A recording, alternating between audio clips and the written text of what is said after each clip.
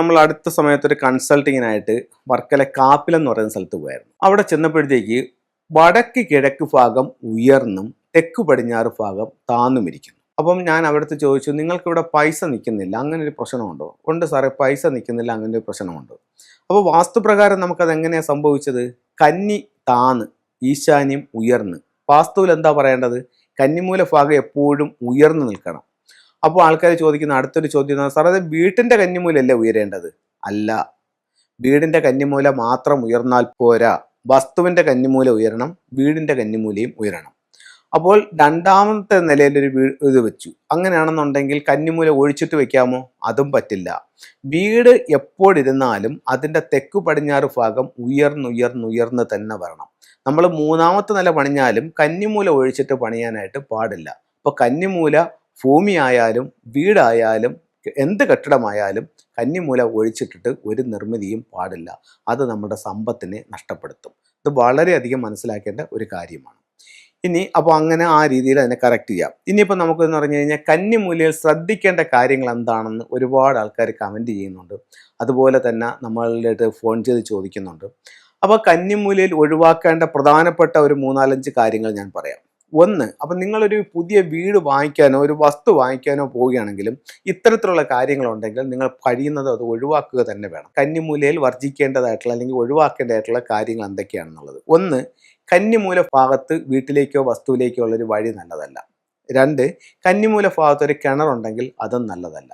3, നമ്മുടെ ആ വസ്തുവിൽ കന്നിമൂല ഭാഗം വലിയൊരു കുഴിയായി താന്ന് കിടക്കുകയാണെങ്കിൽ അതും നല്ലതല്ല. 4 എന്ന് പറയുന്നത്, നിങ്ങളൊരു വീടാണ് പോയി നോക്കുന്നതെങ്കിൽ കന്നിമൂല ഭാഗത്ത് അടുക്കളയോ കന്നിമൂല ഭാഗത്ത് ടോയ്ലറ്റോ കന്നിമൂല ഭാഗത്ത് സെപ്റ്റിക് ടാങ്കോ കന്നിമൂല ഭാഗത്ത് വേസ്റ്റ് വാട്ടറിൻ്റെ കുഴിയോ ഉണ്ടെങ്കിൽ ആ വീടും നല്ലതല്ല. അപ്പോൾ ഇത്തരം കാര്യങ്ങൾ കന്നിമൂലയിൽ പ്രധാനമായിട്ട് നോക്കണം. ഇത്തരത്തിലുള്ള കാര്യങ്ങളെല്ലാം ഒഴിവാക്കണം. അത് നമ്മൾ വീട് വാങ്ങിക്കുമ്പോഴായാലും ശരി തന്നെ, പുതിയ വസ്തു വാങ്ങിക്കുമ്പോഴായാലും ശരി തന്നെ, വീട് വെക്കുമ്പോഴായാലും ഇതെല്ലാം ഇത്തരം കാര്യങ്ങൾ ഒഴിവാക്കി വെക്കുന്നത് വളരെ നല്ല കാര്യമായിട്ട് ഫെങ്ഷുയിൽ തന്നെ കണക്കാക്കുന്നുണ്ട്. അപ്പം ഇത്രയും കാര്യങ്ങൾ ശ്രദ്ധിക്കുന്നത് വഴി നമ്മുടെ ജീവിതം മെച്ചപ്പെടുത്താനായിട്ട് ഈ നിയമങ്ങൾ നമ്മളെ സഹായിക്കുന്നതാണ്. നമുക്ക് ഫെങ്ഷുയിലെ ചില ടൂൾസിലേക്ക് നോക്കാം. ഇത് ഒരു പഗോഡ ടവറാണ്. കുട്ടികളുടെ വിദ്യാഭ്യാസത്തിന് വേണ്ടിയിട്ട് നോർത്ത് ഈസ്റ്റ് ഭാഗത്ത് നമുക്കിത് ഉപയോഗിക്കാം. വൈറ്റ് ക്രിസ്റ്റലിൻ്റെ മാലയും ബ്രേസ്ലെറ്റുമാണ്. ഇത് കുട്ടികളുടെ വിദ്യാഭ്യാസപരമായിട്ടുള്ള അഭിവൃദ്ധിക്ക് വേണ്ടിയിട്ട് അവർക്കിത് ധരിക്കാം. ഇത് സാധാരണ ഉപയോഗിക്കുന്ന രീതി എന്ന് പറഞ്ഞാൽ ഇത് ധരിച്ചുകൊണ്ട് പഠിക്കുക, എന്നിട്ട് എക്സാമിന് പോകുമ്പം ഇത് കൂടെ കൊണ്ടുപോവുക, പഠിച്ച കാര്യങ്ങൾ കൃത്യമായി ഓർത്തിട്ട് എഴുതാനായിട്ട് ഈ ക്രിസ്റ്റലുകൾ നമ്മളെ സഹായിക്കുന്നതാണ്. 5 എലമെൻറ്റ് പഗോഡ എന്ന് പറഞ്ഞിട്ടുള്ള ഒരു ടൂളാണ് ഇത്. യെല്ലോ സ്റ്റാർ 5 എന്ന് പറയുന്ന സ്ഥലത്ത് ഇത് വെക്കുന്നതാണ്. ഇതിൽ ഫെങ്ഷുയിൽ ഏറ്റവും ഇമ്പോർട്ടൻ്റ് ആയിട്ടുള്ള ടൂളുകൾ ഒന്നാണ് ഈ 5 എലമെൻറ്റ് പഗോഡ. ഇത് ഓരോ വർഷവും ഇതിൻ്റെ സ്ഥാനം മാറിക്കൊണ്ടേയിരിക്കും. 2024 ഇതിൽ വെസ്റ്റിലാണെങ്കിൽ 2025 ഇതിൻ്റെ സ്ഥാനം നോർത്ത് ഈസ്റ്റിലാണ്.